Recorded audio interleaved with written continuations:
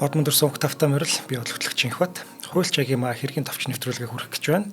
Нэвтрүүлэг та бүхэнд YouTube-ийн хот мөндөр сувгаар болон NTV телевизээр за мөн 83.3 107 хостолгын хот мөндөр радиогоор хүрч байгаа.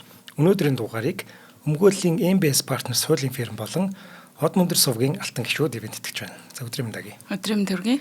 За хүний мөн чанар гэдэг сэдэв юм байна. Тийм. Хүний мөн чанар гэхээр ер нь ямар асуудлаар ярих гэж байна гэж чи таамаглаж байна. Яг хүний мөн чанар гэхээр шүүхтэх ямар ч шаардлагагүй гэдэг л та юу гарч ирээд байна л та. Энэ дээр ер нь бол одоо хүртэл хуульч нарын дунд гэлтгүү иргэд хүмүүсийн дунд маргаантай байдаг асуудал баг бидний бүгдээрээ л баг эргэлзэж хоёр талдаа хуваагддаг юм сэдвүүд байгаа юм л та. Хүний мөн чанар. Хүний мөн чанар гэхээр гэдэг нэр ягд чинь миний толгоонд ороод ирсэн. Яг тэгэхээр энэ хүнтэй холбоотой хүн гэдэг одоо байгалийн амьтан шүү дээ тий. Энэ амьтан чинь өөрөө ингээд community болж амьдраад бие биенийхээ амьд явахгүй байхыг хүртэл шийддэг. Бөөнөөрөө нийлж байгаа жишээлбэл хууль гаргаад хүнийг нэг алж болдог. Эсвэл ингээд шийтгэж болдог. Тий. Эсвэл хин нэг нь өөр хүнээ алчаар бас дахиад хууль ч юм уу нэг дүрм журм гаргаад чи буруутай гэдэг ингээд шийддэг. Нэг ийм асуудал байгаа даа шүү дээ.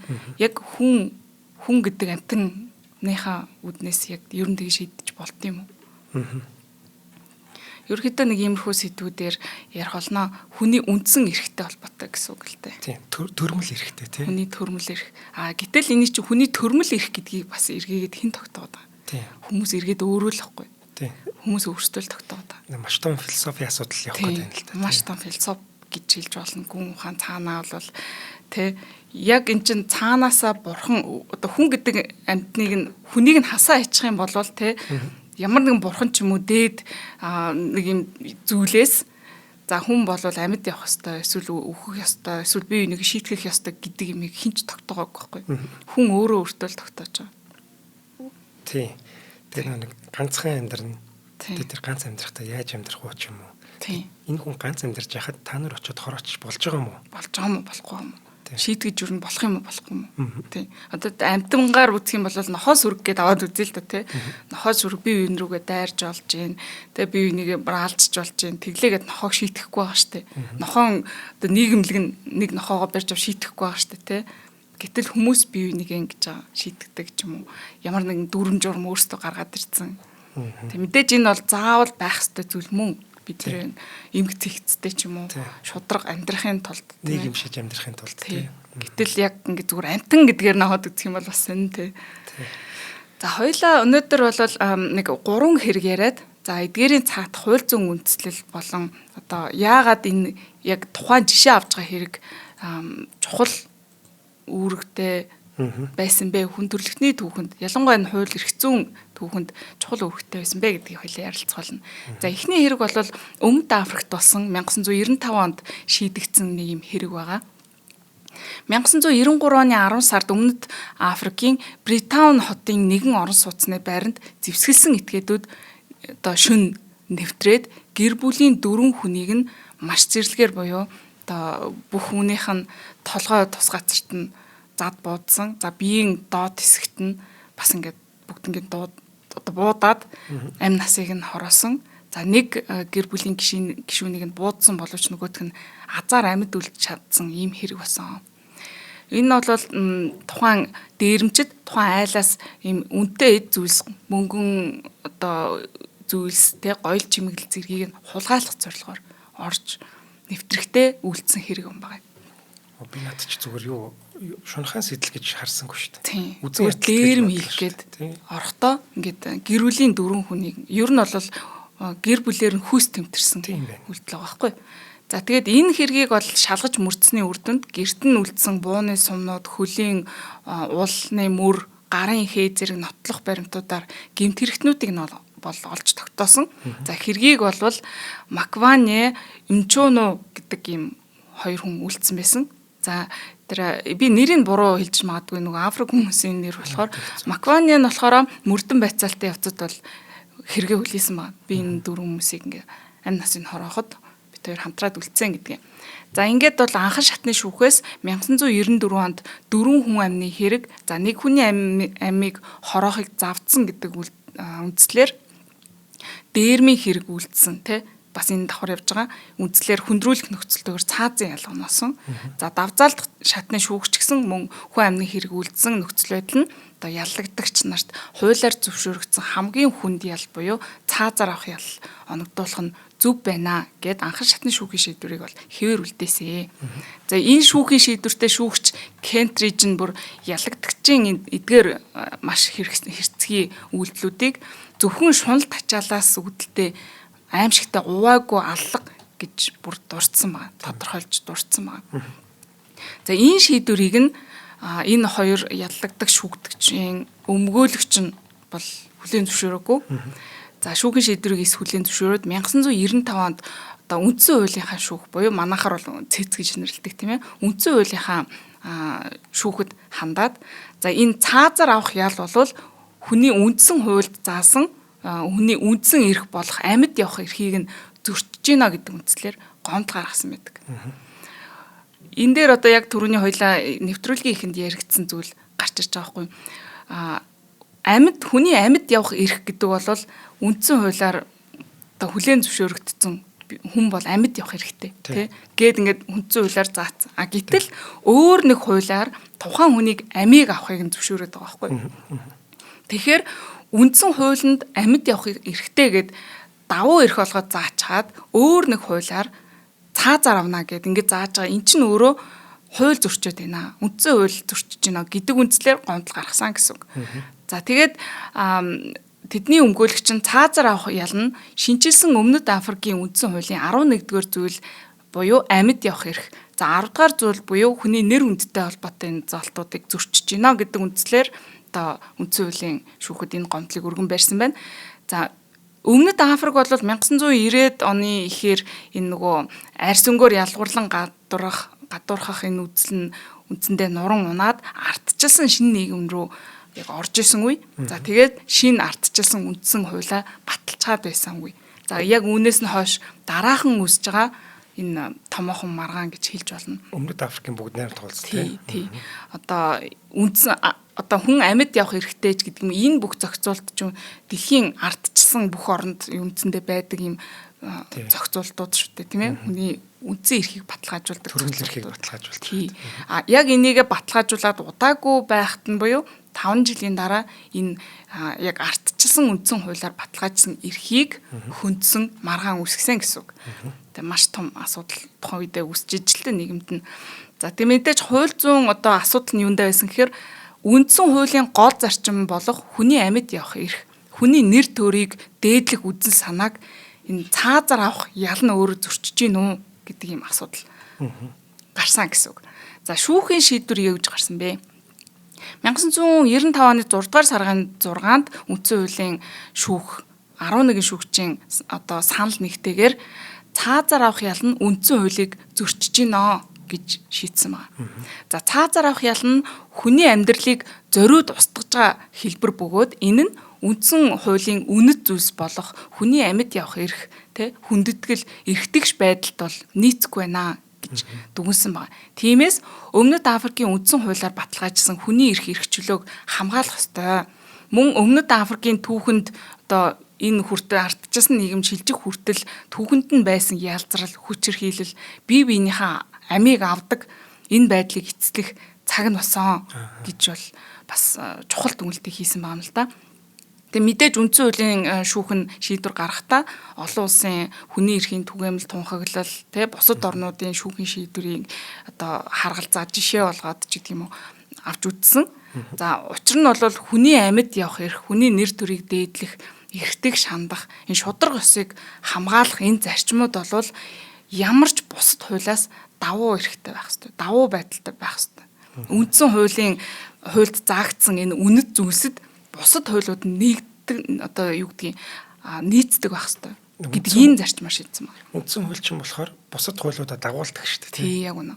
Тэнд бол чиглүүлж өгч байгаа гэсэн үг тийм ээ. Чиглүүлэх байх ёстой.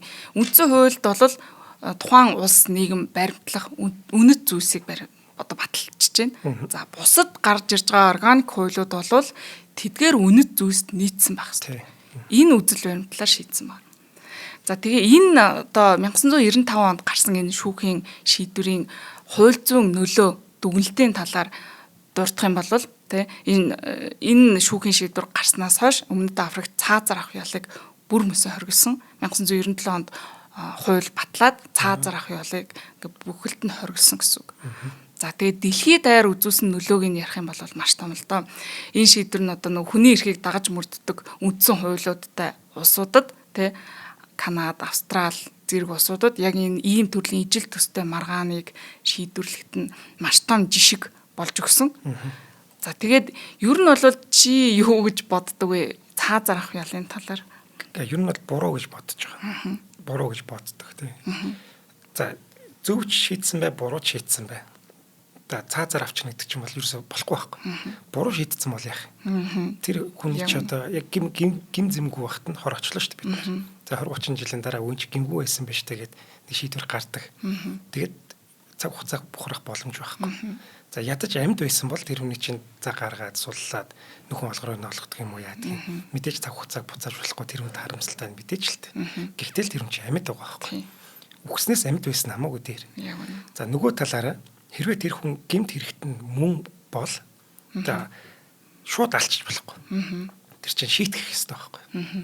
Үнэхээр одоо жигшмэр муухай гэмт хэрэг үлдсэн бол тэр чинь шууд амийн хороо нэгдэг чинь өөрөө өршөөл байхгүй. Тэрийг өршөөхгүйгээр тэр ялыг нийтлүүлээд энэ шийтгэх хэрэгтэй гэж би боддог. Яг үнэ чи бид хоёр яг энэ дээр бол санал нэгдэж байна. Хүний ам гэдэг бол ерөөсөө хүний ерөөсөө гойволшгүй зүйл. Өөр тайлбарлах боломжгүй. Хүний амьд явах эрх гэдэг бол бүр энэ салшгүй эрх байх ёстой гэдэг дээр бол санал нэгддэг. За тэгээд алдаатай шүүхийн шийдвэр гарах эрсдэл гэдэг бол маш өндөр үргэлж байдаг. Аль ч нэг юмд байдаг. Хоёлаа нөгөө нэг гимгүү буруутнууд лөө тийм ээ Innocence гэдэг нэг дугаар хийжсэн. За тэн дээр бол маш олон хүн гим зэмгүүгээр цаазын ял аваад эсвэл насан туршдаа ч юм уу ингээд хорих ял авч исэн зөндөө олон тохиолдлуудыг хоёул ярьжсэн те. За нөгөө ДНХ-гийн шинжилгээ одоо хөгжснөөрөө маш олон хүний гим буруугүй байсан байна гэдгийг бол нотолж чадсан байдаг те. Америкийн нэгдсэн улсад гэхэд 1973 оноос хойш бүр ингээд 190-ээс дээш хүн яг энэ цаазар авах ялаасаа ДНХ-гийн шинжилгээгээр гин бурууг нь нотлогдоод чөлөөлөгдсөн байгаа байхгүй юу? Тэр шинжилгээ гарч ирсний ачаар тий. Тэр шинжилгээ гарч ирсний ачаар. Гэтэл энэ хүртэл хугацаанд түүхэнд бурхан минь хэдэн мянган хүн цаазар авахулсан бол гин зэмгүүгээр тий аимшигтай. За тэгээ үр дүнтэй байдал гэдэг талаас нь харах юм бол тий олон улсын судалгаа бол энэ дээр маш их хийгдсэн байдаг. За нэгдсэн үндэсний байгууллага за Стэнфордын их сургуулиас бас нэг юм хийсэн судалгаа байдаг юм байна л да. Цаазаар авах ял ер нь ял аливаа нэг ял шийтгэл гэдэг чинь ирээдүйд дараа нь хожим нь энэ төрлийн асуудал, энэ төрлийн гэмт хэрэг гарахаас урьдчилан сэргийлэх гол үүрэгтэй байх хэрэгтэй. Мэдээ шийтгэх бол байна. Гэхдээ дараа нь хэрвээ энэ төрлийн ийм гэмт хэрэг үлдчих юм бол хор уршиг нь ийм байх юм биш үү? Үйлдсэн хүндээ ийм аимшигтай байдаг юм биш үү гэдэг ийм нэг урьдчилан сэргийлэх гол зорилгыг бас агуулж идэг те. Гэтэл энэ цаазаар авах ял гэдэг чинь өөрөө тэгж гэмт хэрэг гарахаас урьдчилан сэргийлэхэд ерөөсөн нөлөө байдгүй юм байна гэдгийг судлаад гаргаад ирсэн мэт юм байна. Зөв. Өөрөөр хэлбэл цаазаар авах ялтай байлаа гэд тэр нэгээд тэр төрлийн гэмт хэргийг үлдэхээс одоо багасгадаг ч юм уу яадаг ч юм уу тэр ерөөсөө тийм байдгүй мэнэ гэдгийг бол ойлгомжтойгоор дүгнж гаргаж ирсэн судалгаанууд байдаг юм байна. За тэгээ гэмтэргийн төвшин одоо урьдчилан сэргийлэхэд нөлөөтэй гол зүйлүүд нь юу юм бэ гэхээр нийгэм эдийн засаг. За тэгээд нийгэмд байх хүмүүсийн боловсралтай шууд холбоотой зүйл болохоос биш цаазаар ялтай холбоотой биш. Энийг бол маш томор дүгнж гаргаж ирсэн. За тэгээд одоо ядууралтай нийгэм тэгээ ядуурлалын дунд өссөн хүмүүс. За тэгээд хамгийн аимшигтай зүйл бол ядуу гэх юм уу төлбөрийн чадваргүй хүмүүс өмгөөлөгч хөсөлж авах чадваргүй боломжгүй нөхцөл байдлаас болоод маш их хүн цаазаар авах ял авдаг юм байна. Маш харамсалтай. Энэ бол Америкийн нэгдсэн улсад одоо хийгдсэн статистик үзүүлэлт. Өмгөөлөгч авч чадахгүй өөрийгөө хамгаалж чадаагүй улмаас цаазаар авах ял авдаг. За тэгээд энэ авилга хээл ахуулд идэгдсэн тэ ядуу буруу орнуудад бол энэ гимзэмгүү гэх юм уу хүмүүс маш ихээр хохирох магадлалыг нэмэгдүүлдэг гэсэн. Тий. Хэдий улсаас нь өмгөөлөгч гаргаж өгч байгаа ч гэсэн тэр үнгүй өмгөөлөгч чинь чадвар нь ямар авах вэ тий. Чадвар муутай өмгөөлөгч бол тэгэл хамгаалж чадахгүй шүү дээ. Тий. Тэгэхээр энэ одоо аль ч нийгэмд ямар ч өндөр хөгжсөн нийгэмд шүүхийн алдаа гарах эрсдэл үргэлж байдаг болохоор энэ нөхцөлд бол хүмүүс хохирох эрсдэл нь тэр хүнийг одоо нэг хамгаалах ч гэдэм тэр юунаас хамаагүй өндөр эрсдэлтэй байдгаа л гэсэн судалгаа байт юм байна. За тэгээ 2023 оны байдлаар бол өнөөдөр 112 улс энэ цаазаар авах ялыг бүр мөсөн хоригдсон. 144 улс практик дээрээ бол хэрэглэхэ болцсон гэдэг энэ Amnesty International-ийн бас судалгаа байдаг юм байна. За манай Монгол улс бол 2017 оноос хойш цаазаар авах ялыг хуулиараа бүрэн хоригдсан байгаа шүү дээ, тийм ээ. Тэр бүрэн хоригдсон уу? Тийм, бүр манай цаазаар авах ял байхгүй. Төр төтгөлзүүлсэн байсан тийм. Тий 2017 оноос хойш бүр хуулиараа нэг бүр болчихсон байна. Тийм. За тэгээд яг уу цаазаар авах ялыг хоёлаа зөвхөн нэг өнцгөөс нь яриад байна. Энэ байх ёстой гэж үздэг маш олон хүмүүс бас байна. За нэгэнт одоо ингээд тэг гин буруутай нь бүр гарцаагүй тогтоогдчихсан хүмүүс байна. Энэ хүмүүсийн чинь шоронд байлгаад насаар нь тэжээгээд хоол унтал өгч जैन, тэ байраар хангаж जैन, хувцсалж जैन, унталж जैन. Энэ бүхэн чинь тэ бусад хүмүүст ингээд burden болоод байгаа штэ. Дарамт тэ татварын мөнгнөөс гараад байна. Тэ нэгэнт ийм нийгэмдээ маш аюултай онцгой эрсцгийн хүмүүсийг ингээд байлгаад авах ямар ч шаардлага байхгүй. Тэдний ингээд цаазаар авах нь зохих ялна штэ гэж үзэх бол маш их хүмүүс байгаа. Тэ одоо өөрөөр хэлбэл энэ цаазаар авах ялыг нийгмийг одоо нийгэмд тухайн тэр аимшигтай хүмүүсээс хамгаалах арга хэрэгслээ гэж харж байгаа тийм үнцгтэй хүмүүс бас байдаг л да. Тэ тэр хүмүүс чинь өөрсдөө эргээд алуурчин болчиход байгаа байхгүй. Тийм. Тэр хүн гэмтэр үйлцэн тодорхой бүр яг 100% матлахаатай болчихлоо. Тэнгүүд тэрийг хорой гэдэг санаачлаг гаргаж байгаа тэр этгээд өнөөрөө нэлж чад харах гэдэг шүү дээ. Тийм. Өөрсдөө бас тийм аимшигын алуурчин болох гэдэг байна. Тийм. Энэ дээр бол одоо хүртэл ийм байр суурьтай хүмүүс байсаар л байгаа, мэдээж буруутахгүй хүн болгон өөрийн гэсэн үзэл бодолтой байх хэрэгтэй. Миний хувьд бол чамтай бол адил саналтай байдаг. Би цаазаар авах ялыг бол дэмждэггүй. За мэдээж одоо юм хөгжсөн орчин үеийн шоронгийн систем бол энэ аюултай хүмүүсийг нийгмээс л хангалттай тусгаарлаж чаднаа гэж бол би итгэж байна. Тийм. За тэгээд дараагийн сэдв бол бас нэг юм хоёул хамтран ажиллагч. За тэгээд за өнөөдрийн дугаарыг маань хамтран ажиллагчаар өмгөөллийн MBS Partners хуулийн фирм оролцож байгаа. За ер нь альва нэг юм хийхдээ чи өөрөө л тэрэн дээр мэрэгжлийн тим хүн биш бол тэг чаддаг мэддэг тэр хүмүүст нь хандах ёстой гэж би боддог. Жишээлбэл би таацанд юм тогтоож би болж чадахгүй шүү дээ. Тэнгүү тогтоогч хүнийг дуудаад хэлэх ёстой. Би тогтоож үзээд тэгээ гэрэл маань миний дээрээс нурж унаад бас хошоог юм болж л байлаа л. Яг тэрэн шиг ер нь сэтгэл зүйн за бас ингээд хуулийн гэдэг юм уу ийм одоо үйлчлэгнүүд бол зайлшгүй гэж би боддог байхгүй. Тэгээ мэрэгжлийн хүмүүсээс нь авах хэрэгтэй. За сэтгэл зүгээр бол би мэдээж өөрийгөө засч чадна гэж солиорол явдаг хүмүүс. Би бол тэдний нэг нь л дээ.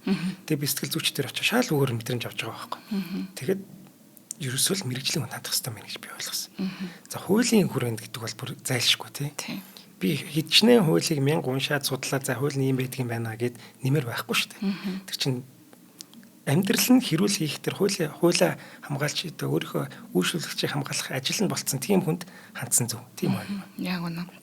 Энд дээр бас нэг юм яг хүн болгоно л мэднэ л дээ. MBS хуулийн фирм бол эрүү, иргэн, захиргааны чиглэлээр бол өмгөөллийн үйлчлэгээ үзүүлдэг. За тэгээд зөвлөх үйлчлэгээ үзүүлдэг. Энэ дээр нэг зүйл бас нэмж хэлмээр санагддаг юм аа. Хүмүүс ямар ч хамаагүй хуульч гэж хэлэхээр ямар ч хуульч дээр очиод одоо өөртөө тулгамдж байгаа асуудлаараа зөвлөгөө авчиж болох юм шиг бодоод байдаг. Гэтэл үгүй юм аа. Тухайн одоо яг эмчтэй адилхан тухайн өмгөөлөгч чинь аль нэг салбарынхаа аль нэг чиглэлээр ингээд дагнсан мэрэгсэн байдаг юм аа. Тийм ээ.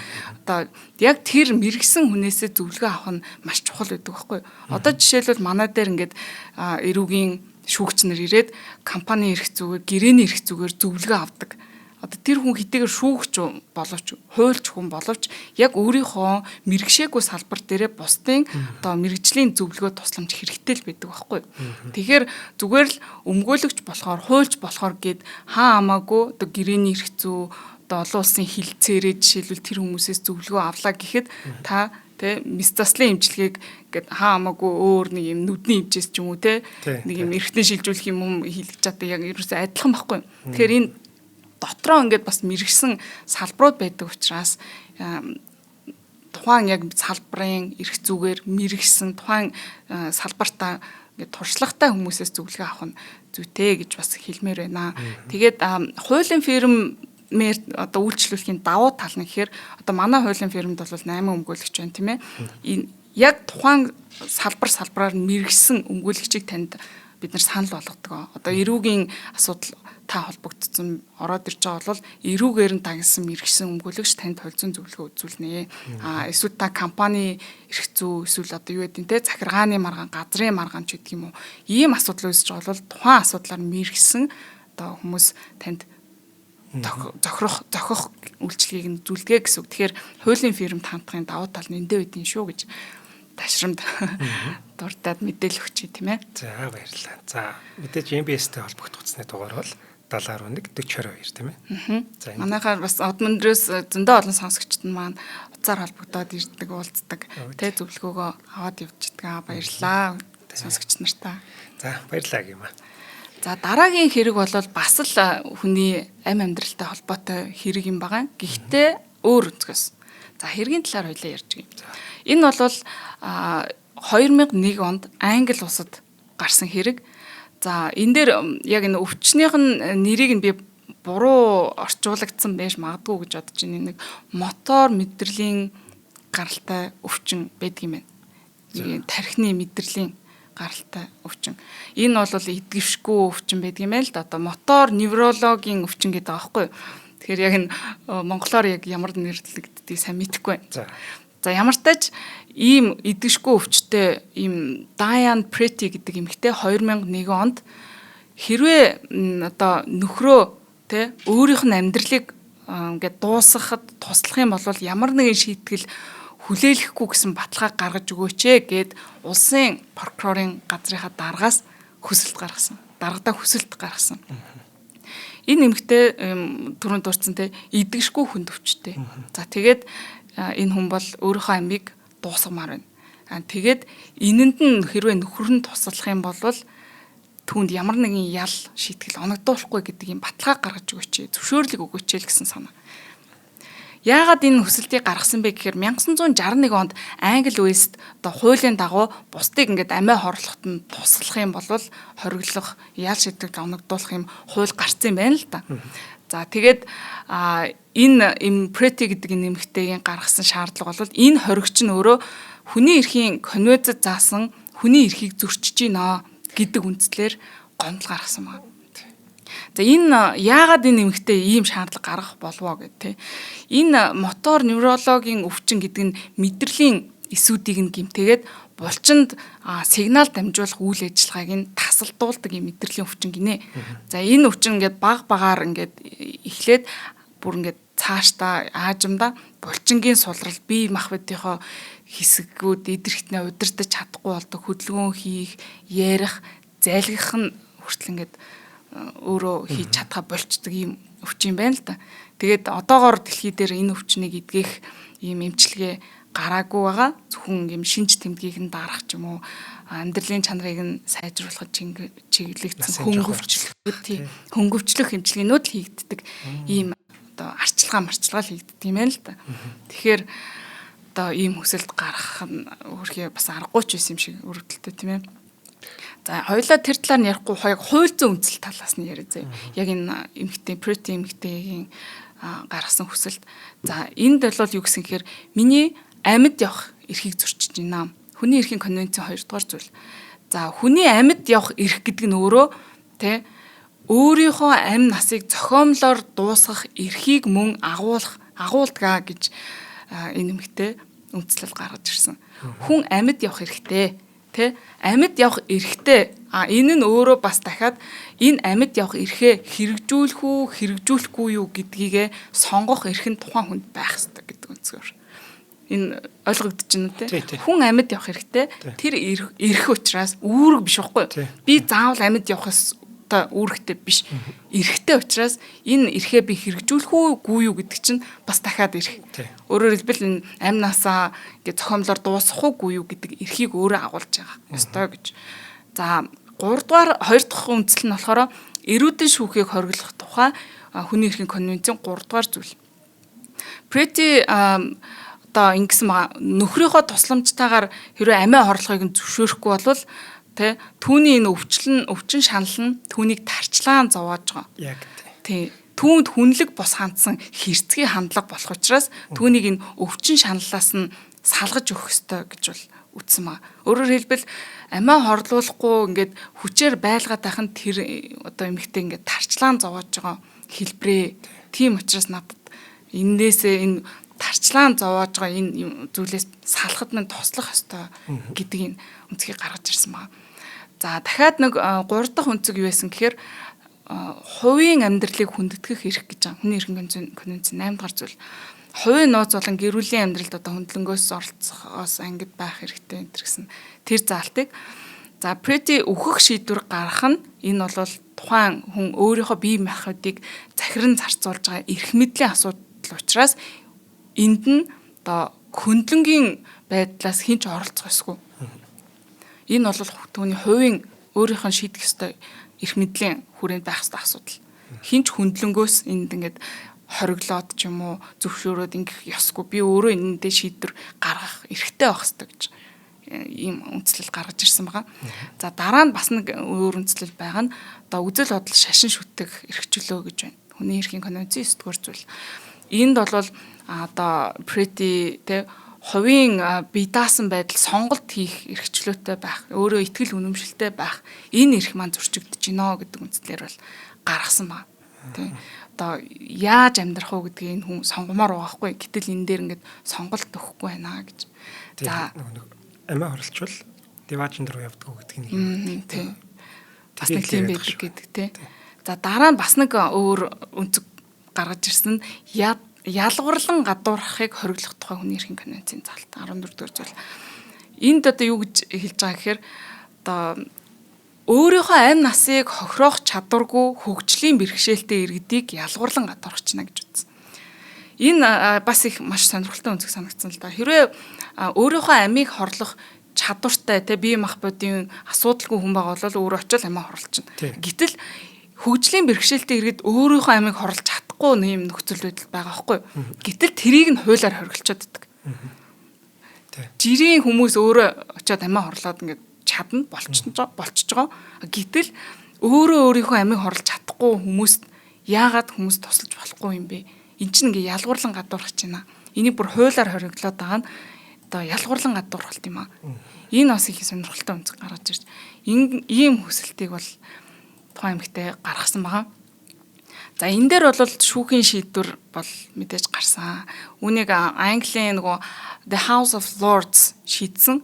Яагаад House of Lords шийдсэн бэ гэхээр энэ тухайн үед одоо Английн одоо шүүх эрх мэдлийн хамгийн дээд шатны байгууллага байсан байхгүй юу? Өөрөөр хэлбэл дээд шүүх нь тухайн үедээ байсан. Одоо бол энэ өөрчлөгдөд дээд шүүхтэй болсон шүү дээ. Supreme Court-тэй болсон.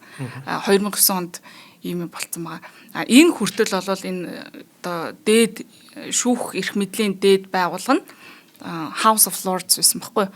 За тийм учраас House of Lords шийдсэн. Яагаад шууд энэ хүсэлтийг нь House of Lords шийдэж байгаа вэ гэхээр одоо юу болж байгаа гэсэн үг. Тухайн шийдвэрийг гаргаснаар ийм нийгэмд ингээд жишг тогтоодог маш том одоо хууль эрх зүйн хүрээнд системээр нь авч үзэх шаардлагатай. Тэгээ жишг тогтоох хэрэгүүдийг House of Lords авч шийддэг байсан. За энэ жишгийн дагуу авч шийдсэн байгаа юм. За энэ хэргийн хувьд бол мэдээж Diane Pretty өөрийн хүний эрхийн зөрчлийн талаар маргаан үсгсэн те. За энэ хэргийн шийдвэр нь бол үндэсний хэмжээнд маш чухал үр дагавартай. Хэрэв хүсэлтийг нь хүлээгээд аваад шийдчих юм бол энэ төрлийн одоо эдгэшгүй хүнд өвчтэй хүмүүс яг энэ жишгээр нь явж штэ. Яг тэгэхээр энэ бас ч нөгөө common law systemтэй те. Англо-саксоных. За тэгэхээр нийгэмдээ үзүүлэх үр дагавар нь улсын хэмжээнд одоо нөлөөлөх учраас гээд House of Lords шийдэж байгаа. За тэгээд энэ дээр бол шийдвэр гаргасан байдгаа. Тэгээд бас шийдвэр нь ч гэсэн хожим нь энэ бусад төстэй хэрэгүүдийн удирдамж жишг болоод бол явж исэн. Шийдвэр 2001 оны 11 сарын 29-ний өдөр 5 лордын бүрэлдэхүүнтэйгээр шийдэгдсэн санал нэгтэйгээр за Претигийн хүсэлтийг үгүйсгэж бусдын тусламжтайгаар амиа хорлохыг хуульчлах бол боломжгүй байна. Хүлээж авахаас бол татгалзан шийдвэрсэн гэсэн. За учир нь хүний амьдралыг хамгаалах нь төрийн үүргээ. За 1961 оны бусдын тусламжтайгаар одоо зүй ёсоор амиа хорлохыг хориглох тухай хууль нь бол ерөнхий утгаараа тэг нийтийн ашиг сонирхолтой төлхөө нийцдэг юм аа. Шүүх байгууллага нь өөрөө одоо нөгөө хууль тогтоогч байгууллага бас биш учраас энэ хуулийг одоо ямар нэгэн шүүхийн шийдвэр гаргаад өөрчлөх боломжгүй. Нэгэнд хууль гарчихсан учраас энэ бол парламентын бүрэн эрхийн асуудал гэж бол шийдсэн. За тэгээд дээрэс нь нөгөө Претигийн гаргаж ирсэн үндслүүд байгаа шүү дээ, тэ. Тэрэн дээр тус болгон дээр нь тус бүр дээр нь ийм тайлбар өгсөн л доо. Жишээлх юм бол амьд явах эрх, тэ. Амьд явах эрхийг нь юу гэж үздсэн гэхээр за хүний эрхийн конвенцэд конвенцийн энэ хүний амьд явах эрхтэй гэдэг энэ заалтанд бол үхэх эрхийг агуулна гэдэг дээр бол нэлээд маргаантай асуудал. Гэхдээ шүүх бол хүний энэ амьдралыг бол төлхөө хамгаалдаг. Амьдралыг ариун дагшин ч гэдэг юм одоо тэр нэг үн цэнтэй байдлыг нь хамгаалах ёстой болохоос биш одоо түүний дуусгуур болгох эрхийг хамгаалсан зохицуултыг энэ хүний эрхийн конвенцийн амьд явах эрх хадгалдаг юм агуулдаг юм гэсэн агуулгаар тайлбар өгсөн байгаа. За хоёрдугаарт нөгөө эрүүдэн шүүхийг хориглох эрх байна шүү дээ. Эрүүдэн шүүхийг хориглох заалт. За үүн дээр юу гэсэн гэхээр за шүүх одоо мэдээж энэ эмэгтэй зовлон зүдгүүрийг бол ойлгож байна те маш их хүнд хэцүү байгаа. Гэхдээ амиа хорлохыг хориглосныг одоо хүнлэг бус харьцсан эсвэл тэрнийг санаатгаар одоо тарчлаан зовоож байгаа ийм үйлдэлүүдтэй адилтгаж үзэх боломжгүй маа гэж дүгнсэн байгаа. Өөрөөр хэлбэл энийг өөр тийм том зүйлүүдтэй харьцуулаад байна шүү дээ, тэ. Санаатаагаар хүнийг тамалдаг, тарчлаадаг энэ зүйлүүдтэй бол харьцуулшгүй гэж. За өөр нэг үнцэг нь нөгөө нэг хүний хувийн амьдралыг хүндэтгэх эрх байна тийм ээ. Энэ дээр юу гэсэн гэхээр за шүүх бол одоо түүний нөхцөл байдалд хөндлөнгийн оролцоо байгааг хүлээн зөвшөөрсөн боловч бусдын эрхийг хамгаалах, хүний амь насыг хамгаалахад нийцсэн хуулийг одоо давуу хэрэгжүүлэх нь зөв юм аа гэж дүгнсэн байна. Яг энэ хүсэлтийг шийдэхэд яалтчгүй хөндлөнгийн оролцоо зайлшгүй шаардлагатай хэрэгцээ одоо байна те. Гэхдээ одоо хүний амьдралыг хамгаалахад чиглэгдсэн хуулийг баримтлах нь илүү зөв гэж үзсэн байна. Аль нэг тал руу шийдэхээ хүрэх юм бол ийм байдлаар бол хүний эрхийн конвенц шийдвэрээ гаргасан байна. Өөрөөр хэлэх юм бол амьд явах эрх гэдэг бол амьд явах эрхээсээ татгалзах эрхийг агуулдаггүй маа гэдэг дээр маш том дүгнэлт, хууль зүйн дүгнэлт гаргасан гэсэн үг. Маш хэцүү л дээ тийм ээ. Гэнэ ч маш хэцүү сэдв юм. Харин тийм. Манайд ч гэсэн яг адилхан шүү дээ тийм. Ерөөсөө хүнд өвчтөй хүн байдаг. Тэр хүн зүгээр өглөө хүлээгээд хэвтэж байгаа. Үнэхээр зовоод тарчилж байгаа. Энэ тэр өвчнөөсөө болоод комонд ордог шүү дээ. Өвчнөөсөө болдог. Тэгэж өвдөд байхад бид нар энэ хүний амийг хамгаалж байгаа гэд байлгаад байдаг. Энийг шийдэхэд нь бүр маш хэцүү. Маш хэцүү. Энэ Швейцарт сайхан нэг юу гарсан шүү дээ. Нэг юм төхөөрөмж амиа орлдог. За эвтанац гэдэг үү? Тийм. Тэгээд өөрөө дотроо ороод өөрөө л тэрийг удирддаг юм шиг байгаа. Яа тэгэхээр за саний хэлсэн юмыг хэрэгжүүлчлээ гэж бодъё заяа. За чамаа ингээд амиа орлого чинь тус боллоо. Ингээд чи өвчин зовоод байгаа бол хин нэг хүн чинь ингээд амьдралыг таслах болно. Тэнгүүд амьдралыг таслагч хүн чинь нэг товчлуур ч юм уу дарах хэрэгтэй болно шүү дээ. Тэнгүүд тэр хүн ч өөрөө эцсийн үйлдэл тийм ээ. Тийм, алуурч юм болох гэдэг байна. Тэнгүүд зүгээр тийм нэг под тавьчих. Манай хүн өөрөө дотор нь ороод өөрөө тэр юм товчлоороо дарна уу яа гэсэн ч тэрийг өөрөө хийдэг. Тийм л юу болоо гэж би бодоод байгаа Швейцарыг. Хэрэг ингэж шийдэж чадах юм бол эн чинь ямар нэгэн этгээд одоо түүний амийг таслахгүй байх нь шүү дээ. Өөрөө өөртөө шийдэх. Өөрийнхөө хүслээр өөрийнхөө одоо юугаар гэдэг юм. Одоо амиа орлох ийм боломжтой.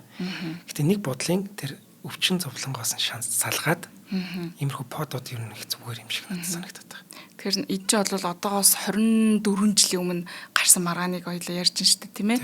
Энэ магадгүй энэ маргаан нөлөөсөн байхаа иймэрхүү төрлийн асуудал, одоо энэ эвтанацтай холбоотой, амиа орлох асуудлыг наривчлан зохицуулахтай холбоотой одоо эрх зүйн талаасаа шийдвэрлэхэд энэ хэргийн нөлөөлөл бол байсан бахаа гэж бодож байна. За яагаад гэхээр яг энэ Претигийн энэ хүсэлтийн улмаас гэх юм уу да, яг энэ маргааны улмаас дэлхийн олон улс орнуудад яг энэ ижил төстэй шүүхийн маргаанууд бол нэлээд гарсан. За жишээлх юм бол Канадад, Австралид зэрэг бол яг ижил төрлийн хүсэлт гаргасан шүүхээр шийдвэрлүүлэх гэсэн энэ оролдлогууд гэх юм уу маш их гарсан. За тэгээд бүр даже одоо хүнд өвчтэй хүмүүсийн дунд энэ right to die гэдэг бүр хөдөлгөөн гарсан байна.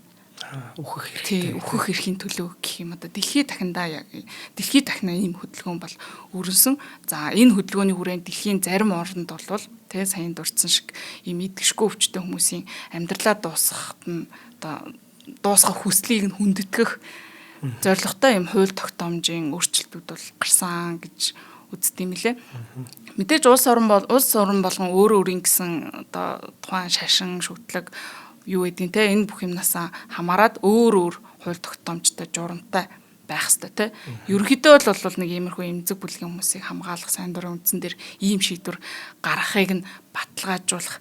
За баталгаажуулахдаа хамгийн гол нь маш хатуу тийм одоо шалгуур байх хэрэгтэй. За яг энэ эвтанацтай холбоотой асуудал чи бас нөгөө юутай донорын асуудал бас холбогдож ирдэг л дээ. Нөгөө маш нарийн процедуртай хууль дүрмийн дагуу бүр ингээд гүйцэтгэл нь маш зөв явах хэрэгтэй. Нэг л процессын алдаа гарах юм бол ерөөсөө бурууддаг, ял авдаг одоо юу гэдэг ийм хатуу байх хэрэгтэй гэдэг дээр бол дэлхийд арай жишг болцсон байгаа тий. Яг тэгэхээр эн чинь нөгөө за яг донорын жишээнээс аваад үзэх юм бол донор гэдэг чинь одоо манай улсын хуулиар бол нэг тархин альбиосоор гэдэг нөгөө эмнэлгийн шийдвэрээр өгчсөн тогтоогдсон. Тэгээ өөрөө шийдвэр гаргах боломжгүй ийм болцсон үед арга гэрийнхнийхэн зөвшөөрлөөр гээд явж байгаа шүү дээ, тэ. Энэ бүх процесс чинь ингээд маш нарийн нэгч ингээд гар хөлийн үсэг гэдэг юм уу, нэгч процессын алдаа гаргахгүйгээр явах хэрэгтэй. Үгүй болвол энэ ерөөсө бүр маш том асуудлыг араас нь дагуулдаг. Энэ процессын алдаа гаргаад энэ хөвшчих юм бол энэ байдал ингээд болдгиймаа гэдэг байдлаар нийгэмд үлдчихэл юм бол үр дагавар нь маш аимшигтай. Маш аимшигтай. Яг тэр процессын алдаа гаргаад бичиг цаасны ажил тийм. Тэр нэг зэг таслал болгоныг маш сайн анхаарах хэрэгтэй. Тэрнээс болоод хүний юу штэ эргэтэн цаана гэр бүл нь байгаа. Маш эвгүй байхгүй юм штэ. Ерөөсөө тийм зүгээр хөнгөн хумгаа хандах юм ерөөсөө биш юм байна. Биш. Тэгэхээр энэ эвтанацтай холбоотой асуудал яг энэтэй адилхан маш нарийн процессын дагуу явж иж одоо гүйцэтгэгддэг ийм хууль дүрм журмууд гарчээ. За тэгээд энэ буцаад тэр рүүгөө ороход те энэ Дайна Прети гэдэг эмэгтэйн хүсэл бол харамсалтай биелэгдээгүй те. Энэ эмэгтэй тэгээд яг энэ хүсэлтийг гаргаад House of Lords дээр маргаан үсгэж явжгаад жилийн дараа үндсэндээ бол нас орсон 2002 оны 5 сарын 11-нд нь амьсгалын болчирхайн одоо хүндрэлээр нас орсон байдгийм байна. За тэгээд энэ эмэгтэйн энэ эхлүүлсэн энэ эдгэшгүй өвч одоо эхлүүлсэн тэмцэл нь бол энэ эдгэшгүй өвчтэй хүмүүсийн хувьд ийм right to die хөдөлгөөний бэлэг тэмдэг болсон байдгийм байна. Бас харамсалтай гонхтой төг байгааз. Стаг гонхтой. Энэ тэгээд шийдэхэд маш хэцүү. Маш хэцүү юм шигтэй. За хоёлаа хамтран ажиллагчаа танилцуулъя. За ингээ өнөөдрийн дугаарыг манай алтан гишүүд ивент итгэж байгаа. За манай 24-өөс 25 оны улирал 2 дугаар улирал маань ингээд шувдарж байна. За энэ улирлыг явах боломжийг олгосон. Одоо маш чухал эрхэм хүмүүс байгаа. Энэ бол манай алтан гишүүд байж байгаа тийм. За хот мөндөр сувгийн дэргэд алтан гишүүд гэдэг юм нууц бүлгэн байдаг. За энэ бүлгэнд манай алтан гишүүд маань манай нэг нэвтрүүлгийг 100 төгрөгөөр үнэлээд за нийт 1000 нэвтрүүлгийг маань 100 мянган төгрөгөөр үнэлээд ингээд биднийг дэмжиж ингэж одоо орох боломжтой юм бүлгэн байсан. За харин одоо манайх 25-аас 26 оны буюу манай 3 дугаар улирлын шинэ алтан гишүүд маань шинэ алтан гишүүд бүлгэн маань нэгтцсэн байгаа. За одоо орох юм бол жоохон ашигтай. Ягаад гэвэл одоо 2 дугаар улирлын төгсгөл хэсгийг одоо үзэхээс гадна За мөн 3 дахь үйлрэлийг маань тэр чигээр нь лайвыг үзэх юм боломжтой юм. Давуу талтай одоохондоо байгаа юм. За энэ 7 сарын ихээр наадмаар ер нь манай баг 3 дахь үйлрэл чинь дууссан шүү дээ, тий. За тэр болтол та бүхэн маань 2 дахь үйлрэлийн юг нэг зэрэг үзэх боломжтой байгаа. За шинээр бүртгүүлэхийг хүсэж байгаа хүмүүс байвал манай худалдаа хөгжлийн банкны од мөндрийн танс байж байгаа. За энэ болохоор 4191 тэг 4 518 гэдэг. За QR кодоос гарч байгаа бах. За IBAN дугаар нь бас хэдвүлээ IBAN дугаараас марцчих юм. За IBAN дугаар нь юм байна шүү. 94 тэг тэг тэг 4 тэг тэг тэг. За тэгээд дансны дугаар нь 4191 тэг 4 518 од мөндөр гэдэг гэдэг. Данс эзэмшигч од мөндөр гэж гарч ирэх хэвээр. За ингээд бидний одоо 3 дахь үйлрэлийг та бүхэн бас дахин дэмжинэ гэдэгт итгэлтэй байна. За та бүхний одоо оролцоогүйгээр энэ үйл ажиллагаа явуулах боломжгүй юм. Тий. Та бүхэн маань л дэмжиж бид нарт 2 дахь үйлрэлийг өдий хүрлээ давж гарлаа тий. Давж гарлаа. Алтан гишүүд маань одоо байхгүй байсан бол баг бид нар аль хагас жилийн өмнө ч юм уу тий. Тэр нь л үйл ажиллагаагаа зогсохоор байсан баха. Бүр яг тийх байсан шүү. Яг үнэхээр зогсохоор байсан шүү. Та бүхэндээ баярлалаа. Тийм, та бүхэн маань бас өөрсдөө энэ одоо шинжлэх ухааны танин мэдхүйг Монгол түгээгт өөрийн одоо нэг хэсэг болж явж байгаа тийм өөрсдөө. Тэр бас их гоё одоо мэдрэмж юм. За баярлалаа. Загийн ингэсэн хоёулангийн цаг ер нь л дууссан байна. Хоёуланг нь 3 кейс ярих хэрэгтэй тийм. 3 дахь кейсээ шуурхалах уу? Шуурхалах уу эсвэл ингэдэж шүтрүүлээд дуусгах юм? 3 дахь нь ер нь юуны тухай вэ? Sex workers-тай холбоотой. Энэ хүмүүсийг одоо бас жишээ болцсон хэрэгэлтэй. Ярих байх уу? За, хоёулангийн бас ардлын бичлэгүүд үлээгээд байгаа шүү. За, тэгвэл ингэ дуусчих юм. За, тийм. За, яста бүр маш хэрэгтэй сэдв ярьлаа. Энэ удаагийн би ийм гэж бодсонгүй. Хүний мөн чанар гэхээр би одоо чи ихэнд асуусан шүү дээ. Юу гэж бодож байна гэхэд. Тэгэхээр мажин хэрэг хийсэн юм аа гэд хэрэгэ хүлээж байгаа талаар юм болов уу гэж би бодсон юм. Зэн чинь бүр тэрнээс бушаал маш хэрэгтэй ийм сэдвийн талаар ярилцлаа. Үнэхээр шийдэхэд ч хэцүү. Ялангуяа 2 дахь хэсэг. Эхнийхэн ч гэсэн хэцүү. Та яаж шийдмээр юм тэгэл яста бүр нэр. 2 талтай л юм да тий. Гэтэ ямар ч зэн тэр цаазын ял бол байгаад бол тийм яах вэ? Цаазын ял дээр бол санал нэгдэж байна. Энэ 2 дахь сэдв бол үнэхээр хэцүү. Ер нь хүн болгоны амьдралд бас нэг иймэрхүү үйл явдал болдог. Иймэрхүү шийдвэр магадгүй гаргахад хүрчээсэн хүмүүс ч бас байж магадгүй тий. Тэгэхээр цаад талдаа бас нэг ийм энэний төлөө тэмцэжсэн тэр Diana Pretty гэж эмэгтэйн түүхийг өнөөдөр ярьж өглөө. За, хууль цагийн маань хэргийн төвч нэвтрүүлгээ хүргэлээ. Нэвтрүүлэг та бүхэнд YouTube-ийн од мөндөр сог оруулан NTV телевизээр за мөн 83.3 107 сталганаар хүрлээ. Өнөөдрийн дугаарыг өмгөөллийн MBS партнер суулийн фирм болон од мөндөр совгийн алтан гишүүд ивент итгэсэн. За, дараагийн дугаараар уулзъя. Баярлалаа. За баяр. Нэвтрүүлгийг хүлээн авсан Нарны аймгийн монголчуудаа баярлалаа. Од мөндөр сувг нь энэ мэдчлэн таны мэдхүй мянган нэвтрүүлгийг 2026 оны 7 сарын 1 хүртэл та бүхэндээ хүргэх юм. Их хэлээрээ шинжлэх ухаан танин мэдхүйг түгээхийн үлсэд нэгтгэх хүсвэл та бидэнд хандив өгөх боломжтой. Та нэг нэвтрүүлгийг 100 төгрөгөөр буюу 1000 нэвтрүүлгийг 100 мянган төгрөгөөр үнэлээд биднийг дэмжээрэй. Жилдээ ганцхан удаа 100 мянган төгрөгөөр биднийг дэмжснээр шинжлэх ухаан танин мэдхүйг түгээх энэ үйл хэрэг амжилттай үргэлжлэх юм. Од мөндөр нэр дээрх худалдаа хөгжлийн банкны данс байгаа 4191 тэг 4 518. Та 100 мянган төгрөгөөр шилжүүлэхдээ гүйлгээний утга дээр нь өөрийн нэр болон утасны дугаараа заавал бичээрэй. 100 мянган төгрөг хандалснаар од мөндөр сувгийн алтан гишүүн болох юм а. Шинжлэх ухаан танин мэдхүй Монголд ялах болтугай.